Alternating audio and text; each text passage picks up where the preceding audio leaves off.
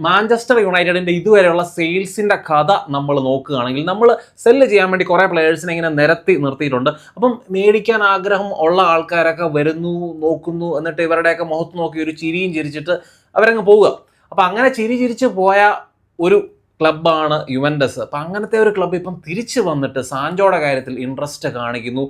സാൻജോയുടെ ഏജൻസും അവരുടെ ഓൺറാജും ഒക്കെ ആയിട്ട് പേഴ്സണൽ ടേംസിൻ്റെ കാര്യത്തിൽ അല്ലെങ്കിൽ പുള്ളിയുടെ സാലറിയുടെ കാര്യത്തിലുള്ള ഡിസ്കഷൻസ് അവർ തമ്മിൽ നടത്തുന്നു.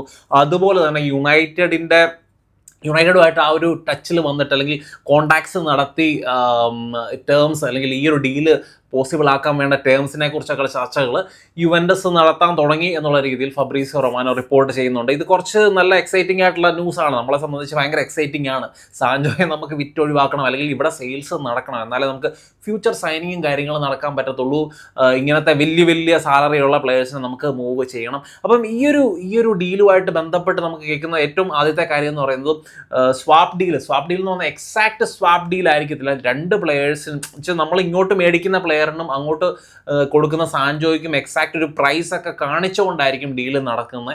അപ്പം യുവൻറ്റസ് എന്ന് പറയുന്ന ടീം നമ്മൾ ഇതുപോലെ വിൽക്കാൻ വെച്ചിരിക്കുന്ന പോലെ തന്നെ അവർ 2-3 പ്ലെയേഴ്സിനെ വിൽക്കാൻ വെച്ചിട്ടുണ്ട്. ഡുസാൻ വ്ലാഹോവിച്ച്, ടിം വിയെ, അതുപോലെ തന്നെ ഡഗ്ലസ് ലൂയിസ്. അപ്പോൾ ഇങ്ങനെ വിൽക്കാൻ വെച്ചിരിക്കുന്ന ഈ 2-3 പ്ലെയേഴ്സിൽ യുണൈറ്റഡിന് ആരെ വേണമെങ്കിൽ ചൂസ് ചെയ്യാം ഈ ഒരു സാൻജോയുടെ ഡീല് മുന്നോട്ട് പ്രോഗ്രസ് ചെയ്യാൻ വേണ്ടി എന്നുള്ള രീതിയിൽ ന്യൂസുകൾ വരുന്നുണ്ട്. അതിൽ തന്നെ ഈ 3 പ്ലെയേഴ്സിൽ യുണൈറ്റഡ് പ്രിഫർ ചെയ്യുന്ന ഒരു പ്രൊഫൈൽ എന്ന് പറയുന്നത് ഡഗ്ലസ് ലൂയിസിൻ്റെ പ്രൊഫൈലാണ്. കാരണം നമുക്കെല്ലാവർക്കും അറിയാം നമ്മൾ മിഡ്ഫീൽഡിൽ ഭയങ്കര വീക്കാണ്, അതുകൊണ്ട് ആ ഒരു ഡിഫെൻസീവ് മിഡ്ഫീൽഡറിനെയാണ് നമ്മൾ പ്രിഫർ ചെയ്യുന്നത്. ഡഗ്ലസ് ലൂയിസ് നമുക്ക് എല്ലാവർക്കും അറിയാം പ്രീമിയർ ലീഗിൽ പ്രൂവൺ ആയിട്ടുള്ള പ്ലെയറാണ്. പക്ഷേ അവിടെ ശരിയായി പോയി കഴിഞ്ഞപ്പോഴത്തേനും പുള്ളിയുടെ പെർഫോമൻസ് ഒക്കെ ഭയങ്കരമായിട്ട് മോശമായി മാറി. അവിടെ ഒരു ഫ്ലോപ്പാണ്. യുവൻറ്റസിൽ പുള്ളി ഒരു ഫ്ലോപ്പാണ്. പക്ഷേ നമ്മൾ ഈ ഒരു ആസ്റ്റൺ വില്ലയിലെ 2023-24 സീസൺ നോക്കിയാൽ ഡഗ്ലസ് ലൂയിസിനെ സംബന്ധിച്ച് പുള്ളിയുടെ ഏറ്റവും പീക്ക് ടൈമായിരുന്നു. പ്രീമിയർ ലീഗിലെ ഏറ്റവും പീക്ക് ടൈമായിരുന്നു 2023-24 സീസൺ. ആ ഒരു സീസണിൽ ഏകദേശം 9 ഗോളും 5 അസിസ്റ്റും ഒക്കെ പുള്ളിക്ക് നടത്താൻ വേണ്ടി പറ്റിയിട്ടുണ്ട്. അപ്പം നമ്മൾ ഈ ഒരു മിഡ്ഫീൽഡറുടെ കാര്യം നോക്കി ചുമ്മാ ഒരു ബോൾ വിന്നർ മാത്രമല്ല പുള്ളി. ഇപ്പോൾ ബോൾ വിന്നിങ് റെക്കോർഡ് നോക്കിയാൽ തന്നെ 90 നമ്മൾ നോക്കുകയാണെങ്കിൽ 7.4 ടൈംസ് ആണ് പുള്ളി പൊസഷൻ റീഗെയിൻ ചെയ്യാറ്. അപ്പം പുള്ളി ഒരു ബോൾ വിന്നറാണ്. ആസ് എ ഡിഫെൻസീവ് മിഡ്ഫീൽഡർ പുള്ളി ഒരു ബോൾ വിന്നറാണ്. അത് മാത്രമല്ല നമ്മൾ ബോൾ വിന്ന് ചെയ്ത് കഴിഞ്ഞാൽ ആ ഒരു ടൈറ്റർ സ്പേസസ് അല്ലെങ്കിൽ ആ ഒരു പ്രഷർ സിറ്റുവേഷൻസിലൊക്കെ ബോൾ ഹോൾഡ് ചെയ്യാൻ അല്ലെങ്കിൽ പൊസഷൻ ഹോൾഡ് ചെയ്യാനുള്ള ടെക്നിക്കൽ എബിലിറ്റി ഉണ്ട്. അപ്പോൾ ഒരു ഓൺ ദ ബോൾ ടെക്നിക്കലി ഭയങ്കര സുപ്പീരിയർ ആയിട്ടുള്ള പ്ലെയർ ആണ് ഡഗ്ലസ് ലൂയിസ്. അതുകൊണ്ട് തന്നെ പ്രീമിയർ ലീഗിൽ പുള്ളി പ്രോഗ്രസീവായിട്ടുള്ള പാസിങ്ങിൻ്റെ കാര്യത്തിൽ നമ്മൾ ഈ മിഡ്ഫീൽഡ് സ്പ്ലിറ്റിംഗ് അല്ലെങ്കിൽ ഡിഫൻസ് സ്പ്ലിറ്റിംഗ് പാസസ് ഒക്കെ മുന്നോട്ട് കൊടുത്ത് എഫക്റ്റീവായിട്ട് മുന്നോട്ട് ആ പാസസ് കൊടുത്ത് ഓൾമോസ്റ്റ് ചാൻസസ് ക്രിയേറ്റ് ചെയ്യുന്ന കാര്യത്തിലൊക്കെ പുള്ളി ഭയങ്കര എഫക്റ്റീവായിരുന്നു. ഓൾമോസ്റ്റ് ഒരു മാച്ചിൽ നോക്കിയാൽ 4.5 പ്രോഗ്രസീവ് പാസ് പെർ 90 ഒക്കെ ഉണ്ടായിരുന്നു പുള്ളിക്ക് ആ 2023-24 സീസണിൽ. അപ്പോൾ അതുകൊണ്ട് തന്നെ ഈ ഡിഫൻസീവ് മിഡ്ഫീൽഡർ എന്ന് ഞാൻ ചുമ്മാ ഹോൾഡ് ബാക്ക് ചെയ്ത് നിൽക്കുന്ന ഒരു മനുഷ്യൻ മാത്രമല്ല പുള്ളി ഓവറോൾ ദ പിച്ച് ആ ഒരു ആസ്റ്റൺ വില്ലയിൽ എസ്പെഷ്യലി ഉണ്ണേ എമറി പുള്ളിക്ക് ആ ഒരു ഫ്രീഡം കൊടുത്തിട്ടുണ്ട്, മുന്നോട്ട് പുഷ് ചെയ്യാനുള്ള ഫ്രീഡം കൊടുത്തിട്ടുണ്ട്. അപ്പോൾ അതുകൊണ്ട് തന്നെ പുള്ളിയുടെ ഒരു ടച്ച് മാപ്പ് നമ്മൾ നോക്കിയാൽ ഓൾ ഓവർ ദ പിച്ച് പുള്ളിയുടെ ആ ഒരു റേഞ്ച് നമുക്ക് കാണാം. പുള്ളി ഓടി നടന്ന് പുള്ളി ഓൾ ഓവർ ദ പിച്ച് പൂണ്ട വിളയാടി കളിച്ചിട്ടുള്ള മനുഷ്യനാണ് ഡഗ്ലസ് ലൂയിസ്. പിന്നെ ഈ ഒരു ഡഗ്ലസ് ലൂയിസിൻ്റെ ഒരു സ്ട്രെങ്ത് എന്ന് പറയുന്നത് ഡെഡ് ബോൾ സിറ്റുവേഷൻസ് ആണ്. Dead ball situations especially penalty taking ആയാലും അതുപോലെ തന്നെ നല്ല ഫ്രീ കിക്ക് എടുക്കാൻ കഴിവുണ്ട്. അപ്പോൾ ഇങ്ങനത്തെ സ്ട്രെങ്തുകളൊക്കെ ഉള്ള ഒരു മിഡ്ഫീൽഡറാണ്. ഇപ്പോൾ എന്നെ സംബന്ധിച്ച് ഈ ഒരു പ്ലെയറിൻ്റെ കാര്യത്തിൽ എനിക്കുള്ള ഏക കൺസേൺ എന്ന് പറയുന്നത് ഇഞ്ചുറി റെക്കോർഡാണ്. കാരണം ഈ പ്ലെയറിൻ്റെ ഒരു ഇഞ്ചുറി റെക്കോർഡ് നമ്മൾ നോക്കുകയാണെങ്കിൽ കൺസിസ്റ്റൻ്റ് ആയിട്ട് ഒരേ ടൈപ്പ് ഓഫ് ഇഞ്ചുറി പുള്ളിക്ക് വരുന്നുണ്ട്. പ്രത്യേകിച്ച് മസിൽ ഇഞ്ചുറി, തൈ മസിൽ ഇഞ്ചുറി, അതുപോലെ തന്നെ ഹാംസ്ട്രിങ് ഇഞ്ചുറി, ഇതൊക്കെ കണ്ടിന്യൂസ് ആയിട്ട് വരുന്നുണ്ട്. പക്ഷേ പ്രീമിയർ ലീഗിൽ ആസ്റ്റൺ വില്ല ആയിട്ട് കളിച്ച സമയങ്ങളിലൊക്കെ പുള്ളി ആകപ്പാടെ എങ്ങാണ്ട് 2-3 മാച്ച് ആസ്റ്റൺ വില്ലയ്ക്ക് വേണ്ടി മിസ് ചെയ്തിട്ടുള്ളൂ. ആ ഒരു സമയത്തും എനിക്ക് തോന്നുന്നത് എന്തോ ഒരു ഹാംസ്ട്രിങ് ഇഞ്ചുറി കാരണമാണ് പുള്ളി ആ സമയത്ത് ഗെയിംസ് മിസ്സായത്. അപ്പോൾ അതിനു മുന്നേ 2018-19 സീസണിലൊക്കെ പുള്ളി നല്ല രീതിയിൽ ഹാംസ്ട്രിങ്, തൈ മസിൽ ഇഞ്ചുറി അങ്ങനത്തെ കാര്യങ്ങൾ കാരണം പുള്ളിക്ക് ഗെയിംസ് മിസ്സായിട്ടുണ്ട്. യുവൻറ്റസിൽ പോയി കഴിഞ്ഞപ്പോൾ ഇഞ്ചുറി മാത്രമല്ല അവിടുത്തെ ആ ഒരു മാനേജറായിരുന്ന തിയാഗോ മോട്ടയും പുള്ളിയും തമ്മിൽ സംസാരിക്കത്ത് പോലും ഇല്ലായിരുന്നു. അപ്പം അങ്ങനെ അവർ തമ്മിലുള്ള പ്രശ്നങ്ങൾ, പിന്നെ ഇഞ്ചുറിയുടെ പ്രശ്നം ഒന്നും കണ്ടിന്യൂസ് ആയിട്ട് മാച്ചസ് പുള്ളിക്ക് കളിപ്പിച്ചിട്ടില്ല. പുള്ളി തന്നെ ഫാനുമായിട്ട് സോഷ്യൽ മീഡിയയിൽ അങ്ങോട്ടും ഇങ്ങോട്ടും പ്രശ്നങ്ങളായിട്ട് പുള്ളി തന്നെ പറയുന്നുണ്ട്, എന്നെ ഒരു കണ്ടിന്യൂസ് ആയിട്ട് 2 മാച്ച് പോലും നിങ്ങൾ ഇത്രയും കാശ് കൊടുത്ത് 50 മില്യൺ മില്യൺ യൂറോ കൊടുത്ത് ഇവിടെ കൊണ്ടുവന്നിട്ട് കണ്ടിന്യൂസ് ആയിട്ട് 2 മാച്ച് സ്റ്റാർട്ട് പോലും നിങ്ങൾ തന്നിട്ടില്ല, പിന്നെ എങ്ങനെ ഞാൻ പ്രൂവ് ചെയ്യുമെന്ന് പുള്ളി ചോദിക്കുന്നുണ്ട്. പുള്ളിക്ക് ഇഞ്ചുറി ഇല്ലാതിരുന്ന സമയത്തും പുള്ളിയെ ക്ലബ്ബ് പ്രിഫർ ചെയ്യുന്നില്ല. അപ്പം പുതിയ കോച്ച് തിയാഗോ മോട്ട സാക്കായിട്ട് പുതിയ കോച്ച് വന്നിട്ടും പുള്ളിയുടെ ഗെയിം ടൈമിങ്ങും പ്രിഫറൻസും കാര്യങ്ങളൊക്കെ താഴോട്ട് പോയിട്ടേ ഉള്ളൂ. അപ്പോൾ പുള്ളിക്ക് ആ ഒരു ഫീൽ അറ്റ് ഹോം എന്നുള്ള ഒരു സംഭവം യുവൻറ്റസിൽ കിട്ടിയിട്ടില്ല. അത് പക്ഷേ ആസ്റ്റൺ വില്ലയിൽ എപ്പോഴും ഉണൈ എമറി എന്ന് പറയുന്ന പ്ലെയർ എപ്പോഴും ഉണൈ എമറി എന്ന് പറയുന്ന കോച്ച് എപ്പോഴും ഈ ഒരു പ്ലെയറിനെ അപ്രീഷിയേറ്റ് ചെയ്യുമായിരുന്നു. ഇപ്പം പുള്ളിയുടെ ഏറ്റവും ബെസ്റ്റ് പ്ലെയർ എന്നുള്ള രീതിയിൽ ആ രീതിയിൽ അപ്രീഷിയേറ്റ് ചെയ്ത് പാമ്പർ ചെയ്ത് കൊണ്ട് നടന്ന ഒരു പ്ലെയറാണ്. അപ്പോൾ അവിടെ ചെന്നപ്പോൾ അങ്ങനത്തെ ആ ഇമ്പോർട്ടൻസ് കിട്ടാഞ്ഞപ്പോഴും ഇഞ്ചുറി പ്രശ്നങ്ങൾ, കോച്ചുമായിട്ടുള്ള പ്രശ്നങ്ങൾ അങ്ങനെയൊക്കെ ആയി പുള്ളിയുടെ കഴിഞ്ഞ ഒരു സീസൺ കൊണ്ട് കരിയറിൽ ഭയങ്കര ഒരു ഡിപ്പാണ് വന്നിരിക്കുന്നത്. അപ്പോൾ അതുകൊണ്ട് തന്നെ യുവൻറ്റസിനും ഇപ്പോഴത്തെ പുതിയ കോച്ചിനും ഒന്നും പുള്ളിയെ അവിടെ തുടർന്ന് വെക്കാൻ താല്പര്യമില്ല. അപ്പം പുള്ളിയെ വിറ്റൊഴിവാക്കാൻ ഒരു അവസരം കിട്ടിയിട്ടുണ്ട്. സാൻജോയ്ക്ക് പകരം അങ്ങനത്തെ ആ ഒരു സ്വാപ്പ് ഡീലിൽ ഈ മനുഷ്യനെ ഇങ്ങോട്ട് കൊണ്ടുവരാൻ വേണ്ടി യുണൈറ്റഡ് ശ്രമിക്കുന്നുണ്ട്. ആ പ്ലെയറിനെ പുറത്തോക്ക് തള്ളി വിടാൻ വേണ്ടി യുവൻറ്റസും ശ്രമിക്കുന്നുണ്ട്. അപ്പോൾ ഇതൊക്കെയാണ് ഈ ഒരു പ്ലെയറിനെ സംബന്ധിച്ച് എനിക്ക് പറയാനുള്ളത്. പിന്നെ ആന്റണിയുടെ കാര്യത്തിലും വരും ദിവസങ്ങളിൽ മൂവ്മെന്റ്സ് നടക്കും എന്ന് തന്നെയാണ് എൻ്റെ ഒരു പ്രതീക്ഷ. കാരണം റയൽ ബെറ്റിസിന് ഇത്ര നാളും കാശില്ല എന്ന് ആയിരുന്നു പറഞ്ഞുകൊണ്ടിരുന്നത്. പക്ഷേ റയൽ ബെറ്റിസ് 2 പ്ലെയേഴ്സിനെ വിറ്റിട്ടുണ്ട്. ഒന്ന് ജോണി കർഡാസോയെ അവർ അത്ലറ്റിക്കോ മാഡ്രിഡിന് 25 മില്യൺ പൗണ്ട്സിന് വിറ്റിട്ടുണ്ട്. അതുപോലെ തന്നെ ഹേസൂസ് റോഡ്രിഗസിനെ കോമായ്ക്ക് 21 മില്യൺ പൗണ്ട്സിന് വിട്ടിട്ടുണ്ട്. അപ്പോൾ അതുകൊണ്ട് തന്നെ 40 മില്യന് മേളിൽ തന്നെ അവരുടെ കയ്യിൽ കാശായിട്ടുണ്ട്. അപ്പോൾ എന്താണെങ്കിലും ഒരു ഡീല് സ്ട്രൈക്ക് ചെയ്യാൻ വേണ്ടി റയൽ ബെറ്റിസ് ശ്രമിക്കും. ആന്റണിക്ക് വേണ്ടി റയൽ ബെറ്റിസ് വരും എന്ന് തന്നെ എൻ്റെ പ്രതീക്ഷ. ഗർണാച്ചോ അതുപോലെ തന്നെ ബാക്കി ഗർണാച്ചോയുടെ കാര്യത്തിലും റാഷ്ഫോർഡിൻ്റെ കാര്യത്തിലും വലിയ മൂവ്മെൻറ്റ്സ് ഒന്നുമില്ല. അപ്പം നമ്മൾ പ്രീമിയർ ലീഗ് നോക്കിയാൽ ജാവോ പെഡ്രോയൊക്കെ 50 മില്യന് മേളിൽ പോകുമ്പോൾ എന്താണെങ്കിലും ഗർണാച്ചോയ്ക്ക് വേണ്ടി ആരെങ്കിലും വരും. ഏകദേശം 50 മില്യൺ അടുത്തുള്ള ഒരു പ്രൈസ് പേ ചെയ്യും എന്ന് തന്നെ പ്രതീക്ഷിക്കാം. റാഷ്ഫോർഡും കുറച്ച് റിയലിസ്റ്റിക് ആകണം. ഏതെങ്കിലും പ്രീമിയർ ലീഗ് ക്ലബ്ബ് തന്നെ പുള്ളിയെ ടാർഗറ്റ് ചെയ്യണം എന്നാണ് എൻ്റെ ഒരു ആഗ്രഹം. കാരണം ബാർസലോണയ്ക്ക് അങ്ങോട്ട് വലിയ താല്പര്യം ഇല്ലാത്ത പോലെ കാണുന്നത്. അല്ലെങ്കിൽ അവരൊരു ലോൺ ഡീൽ, ഒരു സ്ട്രൈക്കറിൻ്റെ ബാക്കപ്പായിട്ടൊക്കെ ഉള്ള ഒരു സെൻട്രലി കളിപ്പിക്കാൻ വേണ്ടിയാണ് അവർ ഉദ്ദേശിക്കുന്നത്. അപ്പോൾ അതുകൊണ്ട് തന്നെ ഒരു ലോൺ ഡീലാണ് അവർ, സേഫറായിട്ട് ലോൺ ഡീലിന് വേണ്ടി തന്നെയാണ് ബാർസലോണ ശ്രമിക്കുന്നത്.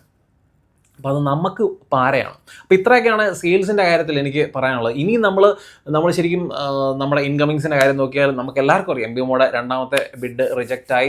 അപ്പോൾ 3ാമത്തെ ബിഡിൻ്റെ കാര്യം ഉടനെ തന്നെ ബിഡ് നടത്തും എന്നാണ് പറയപ്പെടുന്നത്. അപ്പോൾ ആ ഒരു ബിഡോടെ ഈ ഒരു ഡീല് ക്ലോസ് ചെയ്യാൻ വേണ്ടി യുണൈറ്റഡ് ശ്രമിക്കും. 60-65 മില്യൺ, എനിക്ക് തോന്നുന്നത് 10-65 മില്യൺ കൊടുക്കേണ്ടി വരും. ഈവൻ കുണിയുടെ ഡീലിനേക്കാളും കുറച്ചുകൂടെ ഇമ്പ്രൂവ്ഡ് ഡീൽ വേണം എന്നാണ് ബ്രെൻഫോർഡിൻ്റെ ആവശ്യം. കാരണം ഇവരുടെ രണ്ടുപേരുടെ സ്റ്റാറ്റ്സ് കമ്പയർ ചെയ്യുമ്പോൾ ബെറ്റർ സ്റ്റാറ്റ്സ് എംബിമോയ്ക്കാണ്, കൂടുതൽ പ്രീമിയർ ലീഗ് എക്സ്പീരിയൻസ് എംബിമോയ്ക്കുണ്ട്. അങ്ങനത്തെ പല കാര്യങ്ങൾ വെച്ചുകൊണ്ട് അവർ നല്ല രീതിയിൽ ബാർഗെയിൻ ചെയ്യുന്നുണ്ട്. അപ്പം അപ്പ് ഫ്രണ്ട് കുറേ കാശ് മേടിച്ചെടുത്ത് 70 മില്യൺ എന്നാണ് അവർ പറയുന്നത്, 70 മില്യൺ പൗണ്ട്സ്. പക്ഷേ എനിക്ക് തോന്നുന്നത് 10-65 മില്യൺ ഉള്ളിൽ യുണൈറ്റഡ് സംഭവം ഡീല് ക്ലോസ് ചെയ്യാൻ വേണ്ടി ശ്രമിക്കും എന്നാണ് എൻ്റെ ഒരു തോന്നൽ. അത് തന്നെയാണ്. പിന്നെ സ്ട്രൈക്കറിൻ്റെ കാര്യത്തിൽ ഒലെ വാട്കിൻസിൻ്റെ പേര് കേൾക്കുന്നുണ്ട്. ഗ്യോക്കോറസ് ഏകദേശം ആർസണലിലോട്ട് പോകുന്ന ഒരു സൈൻസ് ആണ് കൂടുതലും കാണുന്നത്. സെസ്കോയുടെ ഡീൽ ഇമ്പോസിബിൾ പോലെ തോന്നുന്നുണ്ട്. അപ്പോൾ അതുകൊണ്ട് തന്നെ ഗ്യോക്കോറസ് അങ്ങോട്ട് പോവുകയാണെങ്കിൽ ഒലെ വാട്കിൻസ് ഒക്കെ പോണക്കത്തെ പ്രീമിയർ ലീഗ് പ്രൂവൺ ആയിട്ടുള്ള ടാർഗറ്റ്സിന് വേണ്ടി നമ്മൾ ശ്രമിക്കും. അപ്പം നമ്മുടെ ഇതുവരെയുള്ള സൈനിങ്സ് അല്ലെങ്കിൽ വരാൻ പോകുന്ന സൈനിങ്സിനെയൊക്കെ നോക്കിയാൽ ഇപ്പം കുനിയ എന്ന് പറയുന്ന സൈനിങ് നമ്മൾ നടത്താനുള്ള മെയിൻ കാരണം എന്ന് പറയുന്നത് നമ്മുടെ മിഡ്ഫീൽഡിൽ നമുക്കൊരു ഫിസിക്കാലിറ്റിക്ക് ഈ player without the ball drop in ചെയ്ത് ആ ഒരു ഫിസിക്കാലിറ്റി കൊടുക്കും. അതുപോലെ തന്നെ ബോൾ ക്യാരിങ്, എസ്പെഷ്യലി സെൻട്രലി ഉള്ള പെനിട്രേഷന് വേണ്ടിയാണ് കൂടുതലും ഈ എംബിമോയെ മത്തേസ് കുനിയ നമ്മൾ കൂടുതലും യൂസ് ചെയ്യാൻ വേണ്ടി പോകുന്നത്. ആ ഒരു ബോൾ ക്യാരിങ്, അതുപോലെ തന്നെ ഞാൻ പറഞ്ഞിട്ടുണ്ട് അപ്പർ ബോഡി സ്ട്രെങ്ത് വെച്ചുകൊണ്ട് ബോൾ ഹോൾഡ് ചെയ്യാനുള്ള കഴിവ്. പിന്നെ പുള്ളിയുടെ ഒരു ഫൈനൽ തേർഡിൽ എത്തുന്നതിന് മുന്നേ തന്നെ, അല്ലെങ്കിൽ ഫൈനൽ തേർഡിൽ ബോക്സിന് വെളിയിൽ വെച്ചിട്ട് ആ ലോങ് റേഞ്ചേഴ്സ് വഴി ബാങ്കേഴ്സ് സ്കോർ ചെയ്യാനുള്ള പുള്ളിയുടെ കഴിവ്. ഇപ്പം ഇതൊക്കെയാണ് നമ്മൾ കൂടുതലും മത്തേസ് കുണിയെ ടാർഗറ്റ് ചെയ്യാനുള്ള മെയിൻ കാരണം. സെൻട്രലി ഉള്ള ഡോമിനേഷന് വേണ്ടി തന്നെയാണ് മത്തേസ് കുണിയെ നമ്മൾ ടാർഗറ്റ് ചെയ്യുന്നത്. മത്തേസ് കുണിയുടെ കൂട്ടത്തിൽ ഇതുപോലെ ഡഗ്ലസ് ലൂയിസും കണക്കത്തെ പ്ലെയർ വന്നു കഴിഞ്ഞാൽ എനിക്കൊന്ന് ഫിസിക്കാലിറ്റി, നമ്മുടെ മിഡ്ഫീൽഡിൽ ആ ഒരു കുറേ കൂടെ ഫിസിക്കാലിറ്റി എന്ന് പറയുന്ന സാധനം കുറേ കൂടെ വരും.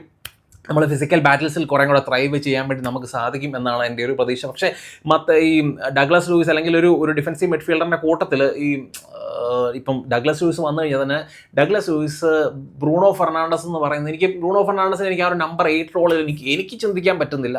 അതെങ്ങനെ വർക്കാകും എന്നുള്ളത് ഗെയിം നമ്മൾ മാച്ച് കണ്ടാൽ മാത്രമേ നമുക്ക് പറയാൻ പറ്റത്തുള്ളൂ. പക്ഷേ ഓൺ ദ പേപ്പർ നമ്മൾ ടാക്ടിക്സ് അല്ലെങ്കിൽ പുള്ളിയുടെ സ്ട്രെങ്സ് ഒക്കെ വെച്ച് നോക്കുകയാണെങ്കിൽ ഒരിക്കലും പുള്ളി ഒരു നമ്പർ 8 അല്ല. പിന്നെ നമ്മൾ എംബിയോയുടെ കാര്യം നോക്കുകയാണെങ്കിൽ എംബിയോ നമുക്ക് എല്ലാവർക്കും അറിയാം ഡിഫൻസീവലി നല്ല രീതിയിൽ ഹാർഡ് വർക്ക് ചെയ്ത് ബോൾ വിൻ ചെയ്യാൻ ഏബിൾ ആയിട്ടുള്ള പ്ലെയർ ആണ്. അപ്പം ഈ പ്ലെയറിൻ്റെ കാര്യത്തിൽ ഫിസിക്കാലിറ്റി എന്ന് പറയുന്നത് നമ്മുടെ എന്നാ പറയുന്നത് ഈ ഒരു ഓവറോൾ ഗെയിമിൽ ഫിസിക്കാലിറ്റി ഭയങ്കര ഇമ്പോർട്ടൻ്റ് ആണ്.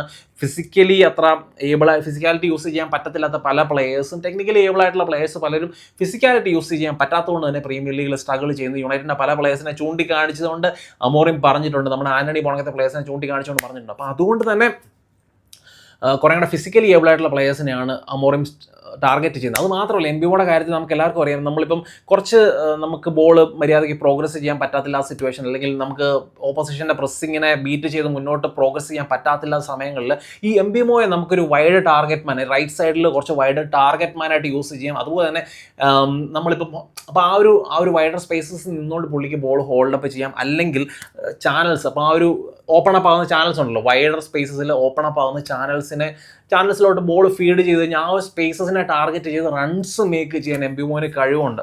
അപ്പോൾ അങ്ങനത്തെ ആ രീതിയിൽ ടാക്ടിക്കലി എംബിമോയെ യൂസ് ചെയ്യാനൊക്കെ വേണ്ടിയാണ് അങ്ങനത്തെ ഒരു പ്ലെയറിനെ കൊണ്ടുവരുന്നത്. പിന്നെ നമ്മൾ നമ്മുടെ സ്ട്രൈക്കറിനെ നോക്കിക്കഴിഞ്ഞാൽ സ്ട്രൈക്കർ ആയിരിക്കും നമ്മുടെ ആ ഒരു റൈറ്റ് സൈഡ്, ഇപ്പം പിച്ചിൻ്റെ ലെഫ്റ്റ് സൈഡിലെ ആ ഒരു ചാനൽസിലോട്ടുള്ള റൺസ് മേക്ക് ചെയ്യാൻ വേണ്ടി ഒക്കെ നമ്മൾ പറ്റുന്ന ഒരു തരത്തിലുള്ള സ്ട്രൈക്കറിനെ ആയിരിക്കും നമ്മൾ ടാർഗറ്റ് ചെയ്യാൻ വേണ്ടി പോകുന്നത്. അപ്പോൾ അങ്ങനത്തെ റൺസ് ഇപ്പോൾ എംബിമോ ഒരു സൈഡിൽ സ്ട്രൈക്കർ വേറൊരു സൈഡിൽ റൺസ് മേക്ക് ചെയ്യുമ്പോഴത്തേനും സെൻട്രലി ഉള്ള ആ ഒരു ഗ്യാപ്സ് അല്ലെങ്കിൽ ഡിഫൻഡേഴ്സ് തമ്മിൽ ഇടയിലുള്ള ആ ഒരു ഗ്യാപ്സ് ഓപ്പൺ അപ്പ് ആവും. കുനിയ അല്ലെങ്കിൽ ബ്രൂണോ ഫെർണാണ്ടസ് അങ്ങനത്തെ പ്ലേയേഴ്സിനെ ലേറ്റ് അറൈവൽ നടത്താം, അങ്ങനെ ഗോളുകൾ സ്കോർ ചെയ്യാം. അപ്പം കുറേ കൂടെ നമ്മുടെ അറ്റാക്ക് കുറേ കൂടെ ഡൈനാമിക്കായി മാറും. അപ്പോൾ അതിനുവേണ്ടിയാണ് ഈ പല തരത്തിൽ ഈ രീതിയിലുള്ള പ്ലെയേഴ്സിനെ അമോറിം ടാർഗറ്റ് ചെയ്യുന്നത്. ഇപ്പം നമുക്ക് എല്ലാവർക്കും ഒലേ വാട്കിൻസ് എന്ന് പറയുന്ന പ്ലെയർ ഇങ്ങനത്തെ ചാനൽ റണ്ണിങ് നടത്താനും അല്ലെങ്കിൽ back to the goal ball receive ചെയ്യാനുള്ള കഴിവ്, ഹോൾഡപ്പ് അങ്ങനത്തെ കാര്യങ്ങളിലൊക്കെ പുള്ളി ഏബിളാണ്. പുള്ളിയുടെ ഏജാണ് പ്രശ്നം. ഏജ് പ്ലസ് പ്രൈസ് 60 മില്യന് മുകളിലുള്ള പ്രൈസിൽ 29-30 വയസ്സുള്ള പ്ലെയറിനെ മേടിക്കുക എന്ന് പറയുന്നത് അതൊരു ഭയങ്കര മോശം ഇൻവെസ്റ്റ്മെൻറ്റാണ്. അപ്പോൾ ഇത്രയൊക്കെയാണ് എനിക്ക് റീസെൻ്റ് ആയിട്ടുള്ള കാര്യങ്ങളെക്കുറിച്ച് അല്ലെങ്കിൽ നമ്മുടെ ട്രാൻസ്ഫറിനെ കുറിച്ച്, നമ്മുടെ ടാക്ടിക്സിനെ കുറിച്ച് ഒക്കെ എനിക്ക് പറയാനുള്ളത്. നിങ്ങളുടെ അഭിപ്രായങ്ങൾ തീർച്ചയായിട്ടും നിങ്ങൾ ചന്ദമിനം കമൻസ് ആയിട്ട് ഇടുക.